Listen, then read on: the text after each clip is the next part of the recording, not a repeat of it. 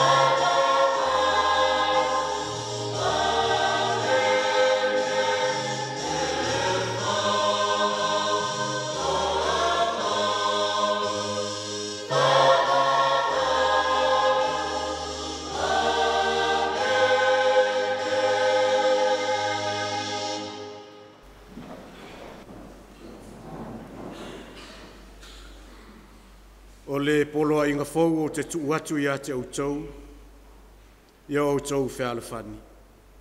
Whapeo na o alofa atu ia te outou, ia whealawhani fo I outou. O le mea lea I loa ai e tangata umalawa o uso o outou. Pea whai o outou whealawhani. O le tatalo mo le anganga pa ia tātou ifo ma tatalo I le atua. Lo mātou tamai o I le langi. E pa ia lava lo suafa. Alangona lo mātou nganga o I whale nganga. O leo mātou mo I sa ili atua I lau fio. Se ea fio mai ala I lo nganga sa. E awali tia ina o mātou tangata vai vai. Whaatumuina I mātou le tumu ato atoa. E mawai le malosi.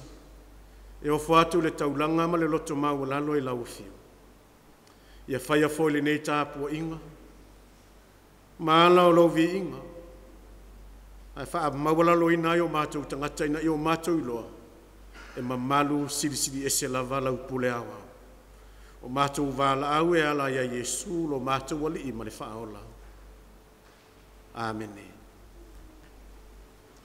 O le pese se lau se fulma le lima tātou te pepese ai I le atua. Tasi lima le vi inga o le atua tātou pepese ai.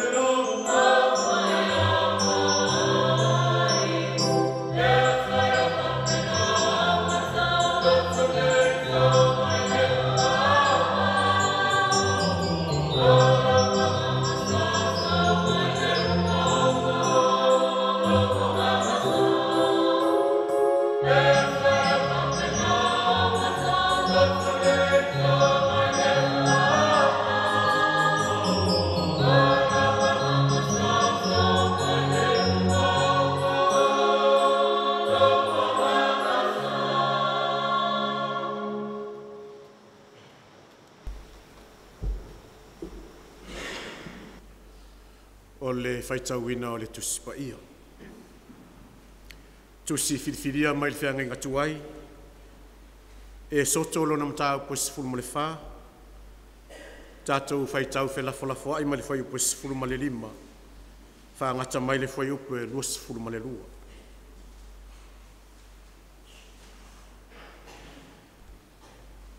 E soto e sifuru ma le wha. Whai upu e sifuru ma le 5 e whaangata mai le whai upu e 2 sifuru ma le 2. Tātou te whaitau whelafo ai ai.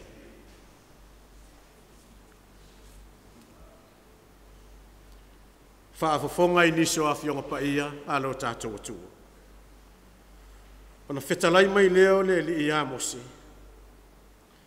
Se ale mea wai alanga mai i a te au. Whai atu i le whanaunga Israelu. Ia lātou o atu PAIA.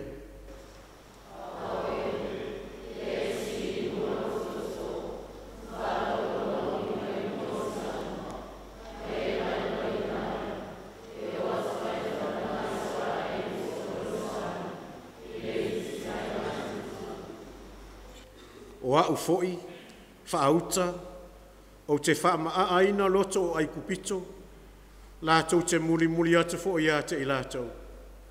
E vi ia foi au o na o wharau, malana i tū taua o malawa, ma ona kariota, a toa mana au e tie i solo whanua.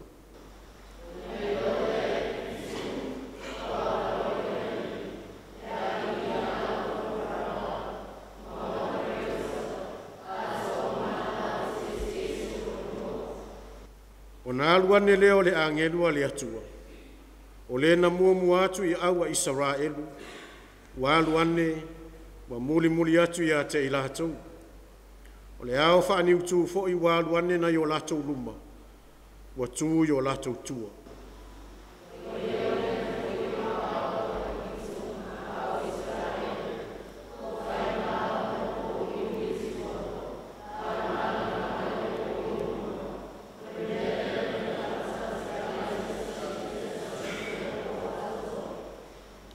Ona wha loa lea e mose o lona 5 I lunga o le sami.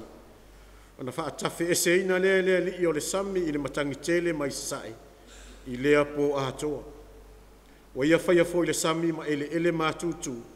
Wa vaedua ina lava le sami.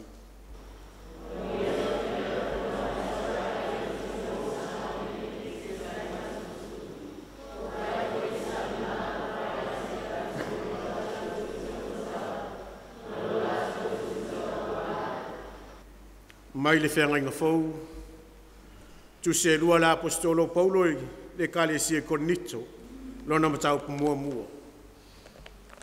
Tātou toi whai tau whelafo ai mai le whai mua. Whaangata mai le whai pusi fulwha.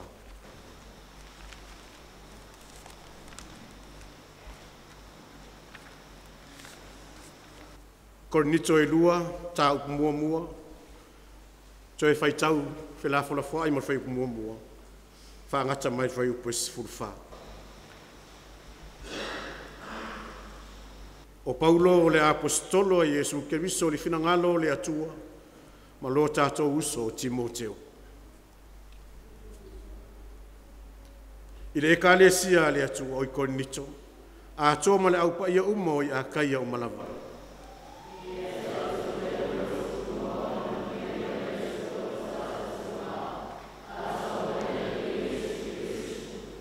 Ia whaamanuina le atua, o le tamao lo tātou li o Iesu Keriso.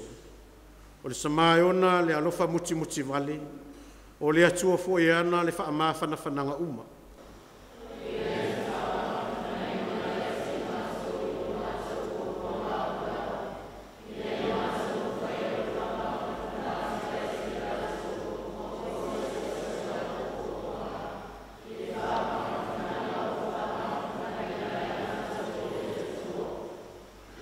Wa pe ona tele ya I mātou o ti ngā ona o Keriso. Wa whaapea ona tele o le whaamawhanaina o I mātou e Keriso.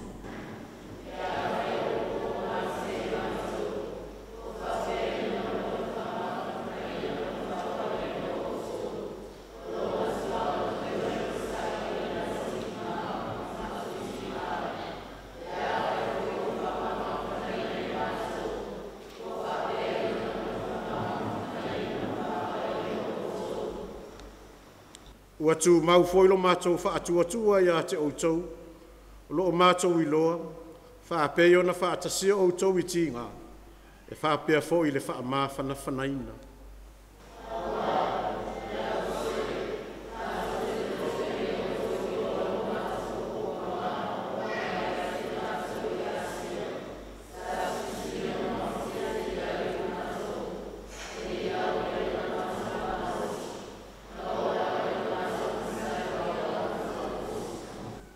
A oi mātou, sa yo mātou loto le manato le aoti, ina ne I mātou whaatua ia te I mātou, a ia whaatua I le atua na te toe whaatuina e uoti.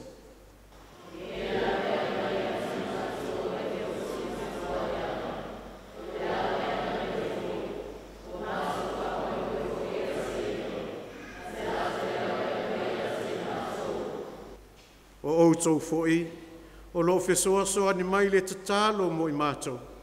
Ina ia whaafitai atu le to tele, o no I mātou I le alofa, no o mai a te I mātou, o no le to tele.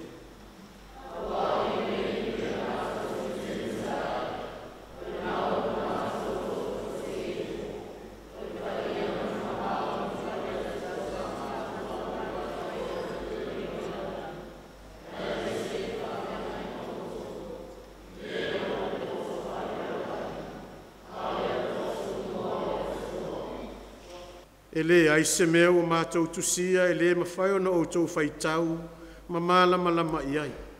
Wa ou wha moe foi, o le a ato atolo outou malama.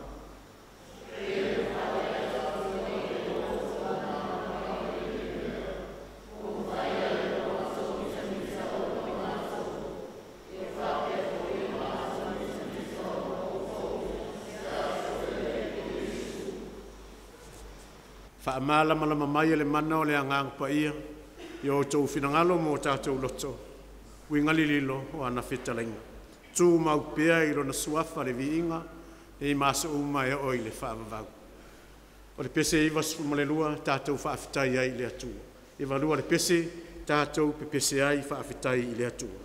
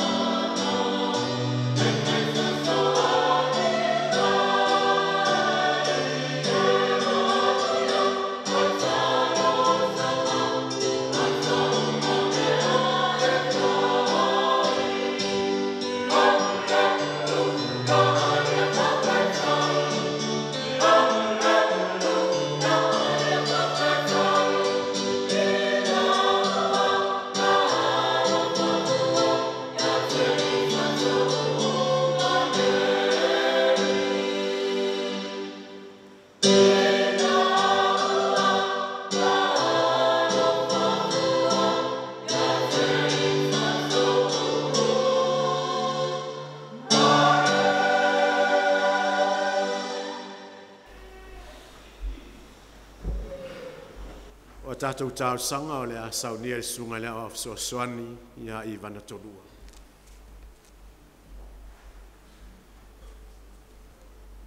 Tātou wifo matatalo I le atua. Le atua sirisiri e se, o mātou tamā e whaavavau. O le atua mamana ma ofo ngia la wafio. O le atua e PAIA, ma e te pule awa fo'i le langi ma le lalangi, ma mea o iai. O la wafio o le tupu o tupu, o le alii o lii, na e fofoina mea I le matanga o fie, ma ua le leina ua le fofoanga. Na whaia fo'i ne tangata ina ia fōlinga I la wafio, ma alo mātou nama tausi o le tausia. Ngā lue ina, ma wa aile nei lau fofoanga I le pule alofa, ma le pule wha le atua. O le atua o mā lo mā tunuu. O ngā ngana malani. O le atua o Samoa ma tangata uma. O le atua lava o le alofa, ma le alofa muti vale umalava. O loa lofa ma loa ang lelei. Ua whaalia I le nei susa. Ina ua soifua manuia le loa, ma le lau tele o si o mātou atunu. Whaafetai le atua, a waolo o manuia au na ngā lulua I lo fina ngalo. O I la tau o lo tala ina lau upu, ma whaino atu lo fina ngalo. Ina ia folau pea le sao Samoa I le whatua tua. E ia maua I pea nganga mo le mālo le atua. Vi ia lo wang le lei. O manuia o mātou taitai. O tangata no uma se ia o lava ina ia mātou whanau. Whamanuina la o fio. O na uta mau a inga wha soa mai. O lo whaata mau a inga ina aine lau whanua. O le sami, a e whapea fo'i le vani monimo. O le ngata I outa mau a inga I le tino. O e whamanuia fo'i ai mātou, e ala I le poto ma le atamai. O tā leni ma ngā waa. Ua whaea ina ai le ola, whaatau waa o so Samoa. I Samoa nei. Ai maise o atu nuu e mamau. Whaafetai ono uta mau a inga I le anganga. O lo whawhanga ina I pea le ola wha le anganga. Ina ia o mātou I loa lo lava fina ngalo. Ma ia o mātou wola I pea. Le atua whaafetai. Au ai tele pea whaafita uli. O ti ngā mawhainga tā mātou te whea ngai. Ai o le fili ma le ti Apollo. E tau mawhai mai pea e whaale anga lo mātou au na atu I lau fio. Ai peitai. Ua manu mālo pea lo sirisiri ese. Ma lo walofa tausi I taimi uma o lo mātou wola. Whaafetai lau tūsi PAIA. O aua fionga e feta lai mai pea I taimi uma. E ao. E ao ai ma whaapoto ai I mātou I le amia tonu. Vi ia lo walofa. Ono le fesoa soania le anganga PAIA. O lo tauto o lua ina I mātou I taimi uma. E au maia le mauti noa. Ma whaatupu le wha moe moe. Ai maise I taimi e oso whaia I mātou. E le fili ma na wha o sosonga. Whaafetai whaasirisili I mea uma. O no Yesu ke riso lo mātou whaola. O lo soifua PAIA na ofo ina mai. Ina ia whaamangalo ina mātou wangsala. A o le whaola tanga mo le lalolangi atoa. O lona maliu. Ma lona to e tū manu ma lo mai le oti ma le tūnga mau. Ua maua ai e Samoa uma le manu ia I le ola e whaabawau. Ina ua o mātou Samoa ma le whaamaoni. Ma whātua i lau lava whina ngalo. Ia i lau lava a whio. Ma tū mau atu pēa i le atua siri ese. Le mamalu. O le vi inga. O le pule au au malawa. Nei se ia o i le whaavavau lava. Le atua mi o tōnue. O lau lava fio e tonu masao au wha masinonga uma. Wa e alofa i a Samoa ma ona tangata. I le alofa e sili o na le lei ma a totoa. Wa e wha manuia ma whaia ina le nei atu nuu i so se tu. Ai panga lea le atua. Wa le tusa ma lo mātou tari atu. Ua whaamua lo mātou poto i titi. Ma lo mātou mā losi whaataua. Ua se le mātou whaamua. Ma ua ngalo ai o lau fio. O le pongai ma le afuanga o mea uma. Le atu ai. Mātou te tau tino i mātou lava o tangata ngasala. Ua se ma ua māsi asi lava i mātou. I le vāpa ia ma lawa fio. Ua whaia mātou ngā luenga. Ina ia vi ia i mātou e tangata. Ai ua ngalo ai le vi inga e te tau i lawa fio. Ua mātou wha maua lulunga. O le tau i masui. Ma ua fia sili o mātou uso a tangata. Ua avea i mātou ma pāpapuni. Ua tau mia ma wha vai ai le soifua tau ma whai atu. O nisi o mātou uso a tangata i lau tala lelei. Ua lea tangia i o mātou wōlanga. Ma mātou whātinonga i aso uma o lo mātou whaalpeng. O i mātou lava o tangata ua tau kerisiano ina. O mātou pule ma le saua. Pule whai i lau fōfuanga. E ua le pule alofa ma whaalia le pule whaale atua. E avea i mātou ma tausi mea le lei o lau fōfuanga mātanga o fie. Le atua lo whai. Mātou te whaato ese ma wha maulalo. Se e alofa. Wha ngalo i mātou o tangata ngasala. Avea ia le toto pa ia o Iesu Keriso. Lo mātou whaola. E wha ma wha ngalo ina i o mātou tangata ngasala. Ia o mai pēa nā ua fio. E ala i le fesoasoania lo wangang.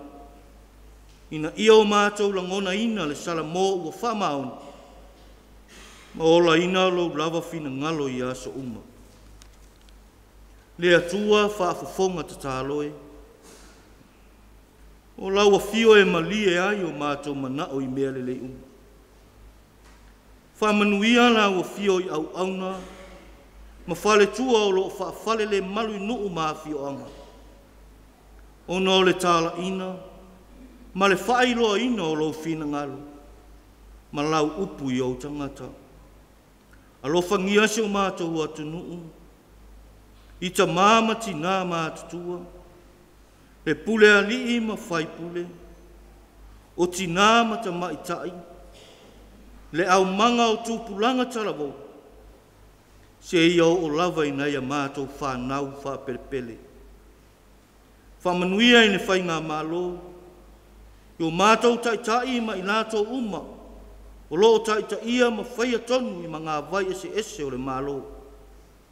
Ia pūlea i le ami o tonu a lau fio. Ma lea lofa wha le atua. E manuia ai tangata uma. Wha manuia i le lau ele. O le sami ma le vani mo limo. Ma ona ta mau a inga o loo tua iai le soifua ma le ola. O si o mātou atunu. A lo whangia tama wha nau a Samoa. O loo ta ape iso o se atunu e mamau. Wha manuia i o lātou tiute. Ngā luenga mawhaiva o lo tau tua ai i lawa fio. Ai maise le tau tuaina mai o a inga. Nuu ma e kale sia I Samoa nei. Whamanuia la o fio iati nae. Ma fuafuanga uma le malo.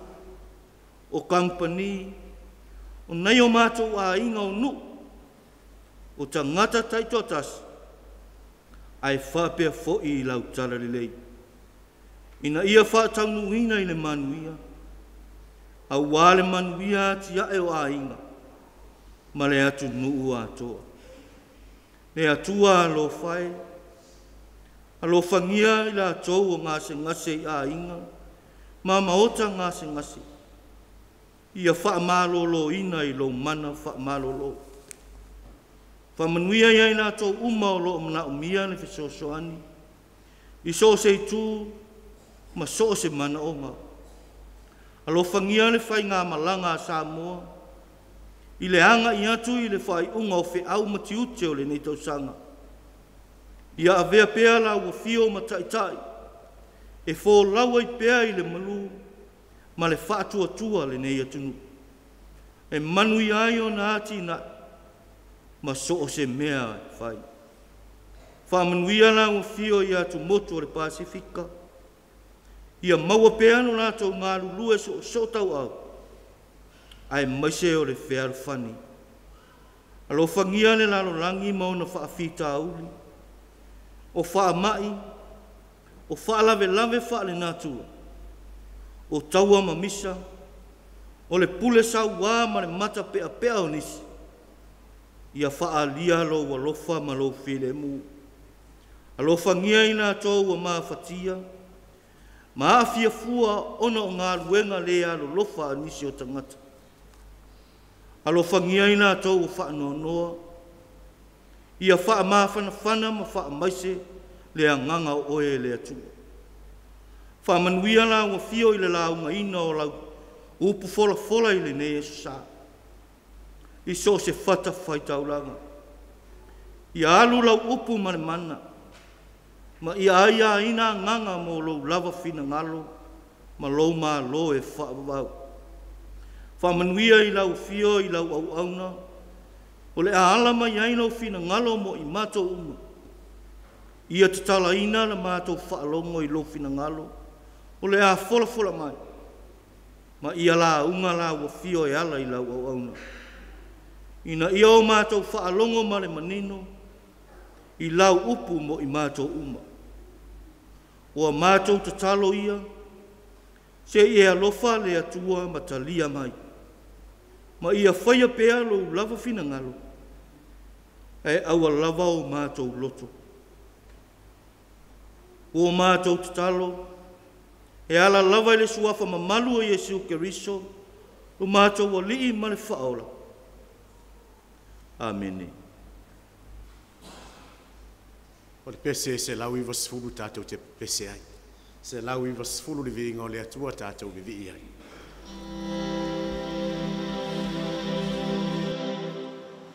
Thank you.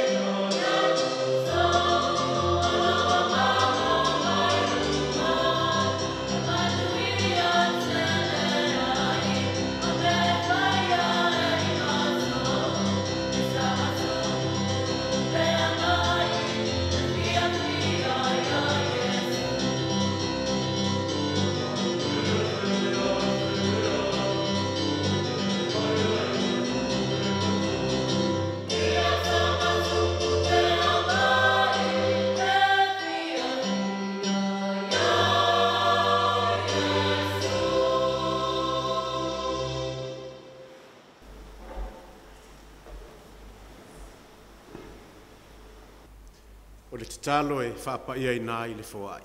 Tātou i wha tatalo i le atu. E i titi lava ma whātau waa. E whaai a lau whanau mo lau ngā luenga. E le whātu saina le whaai sili. Na tā pena e lau a whio ana i le soifua alo wale peleo i Jesu Keriso. O mātou whaia ma le loto. Le loto lava e tumu le fia whaai o mea sili mo lau a whio ma lau tala lelei. Ia lofa matalia mai whaapaia. Whaamanuia whaatasi nei tamau ainga. Ma le soifu ma le ola o lau whanau whaatutu. Ia whao ngā ina fhoi so seala e te tau ai. Ma lau whinangano. O mātou te talo e ala ia Jesu lo mātou wali i ma le whaola. Āmeni.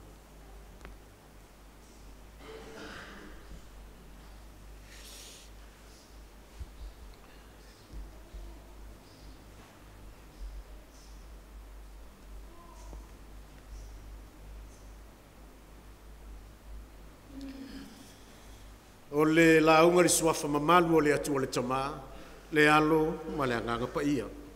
Amen. Ua maua le matua o le launga i le tusi sa whaitauina mai le whenga inga fau.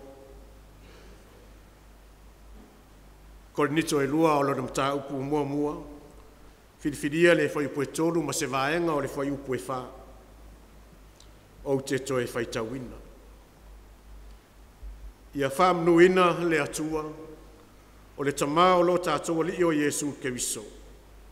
O le tamaa e ona le alofa muti muti vale, o le atua fo i ana le whaamaa whanawhananga uma, o le na te whaamaa whanawhanaina mai a te i mātou, i lo mātou puapua ngā umalava.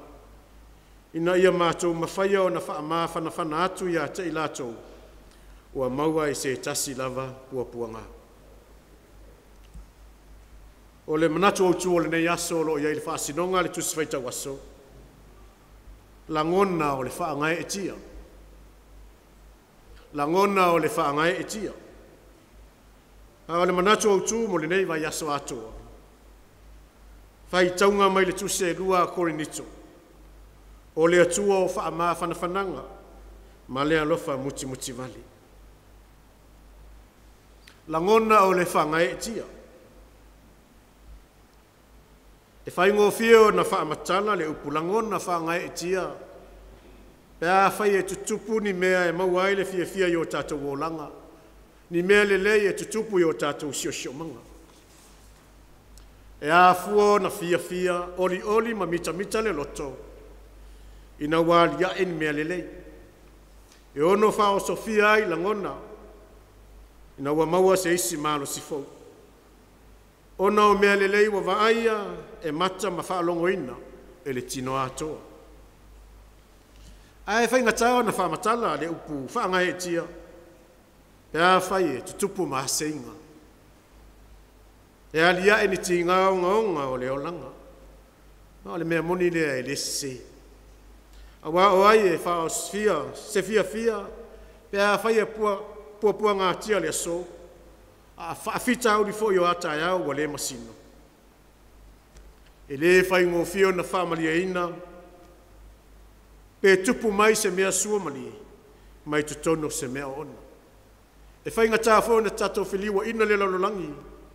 Ina ia pito i runga saute. Ai pito i lalo matu. Pe tai o le tusia paulo e pe o na whaitawin. Walia e ai e mawhai o na tato whai. O le tuse lua paulo le kale se korinito. O manino le lei ai.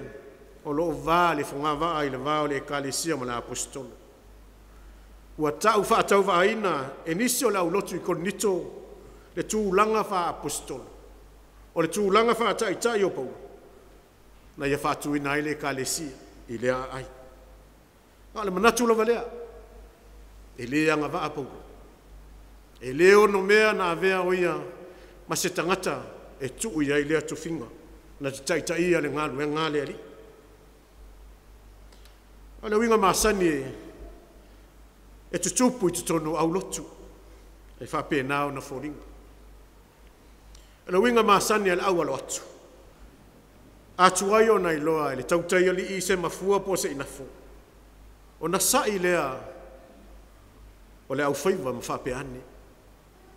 E leo se tautai mata palapala le tatou teita. E leo se tautai e anga maa, maua lewa ona, tatou lai lai, e le toe maua si. Le mea ona silafia le alofanga. O le tautai ali o le tai na lātou whilia mai le tai. O whaatama soa ali I whaatasi lātou I whaiva e whainga tā o le ngatai whali. O le whaamanatu a paulo I le ekalesia I Korinito. E ui ai na maua lalolo na tūlanga wha apostolo I sa lātou mātau. A ia manatua.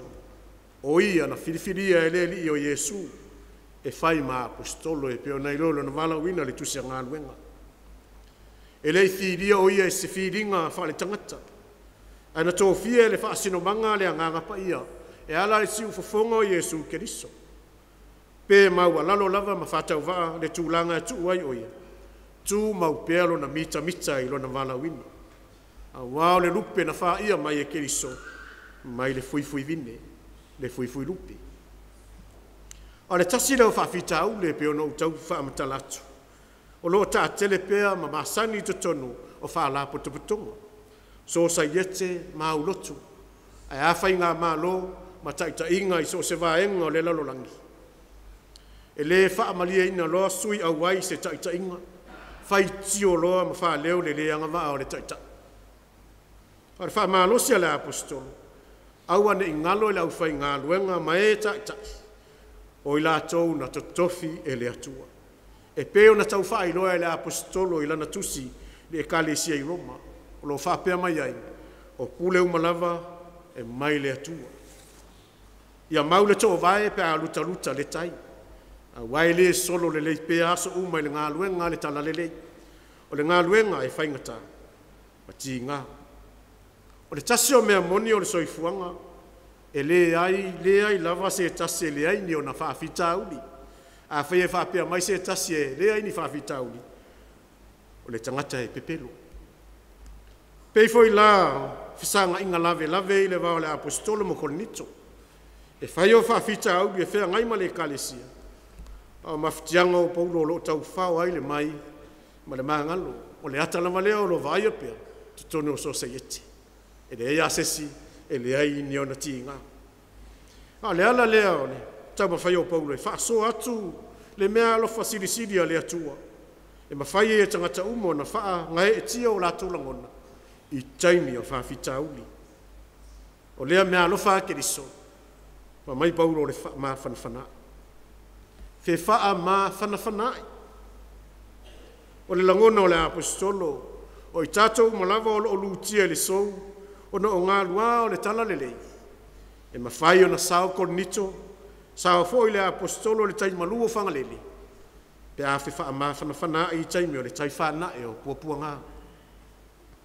O le malama o paulo le upu wha maa whanawhana. E le I maua iso nā tamai wha filosofia. Poni a nginga le matangi I tala whea veai. E na maua ina ua wha maa whanawhana mai o ia ele li o Yesu.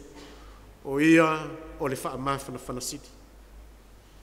Wha maa whanawhana lea na toi tū mai e le oti. I whi tā o whai ngā malanga o le tala inga o le whiau ma le whina ngalo o le atua. I nu ese, se manu a whano ai lo naolo.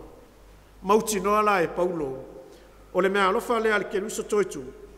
Wa tuina mai mo le au kerusa no uma. E mau ai le wha ngai tia o le loto. Mo se eisi la sanga fau. Pe a whi wha maa whanawhana I taimi e le tau ngō whie ai la asanga o le ola. E mō mia le wha maa whanawhana o le tasi I le isi e peo na wha maa whanawhana mai o Keriso. O se a o ngā tāu a tele ina ia whe mulu a I taimi o whai ngā tā. E au whie ai le ofo I nātu o tātou tau au mō isi o ma mawhatua lātou avenga. O le ata manino se ngā luenga whaola.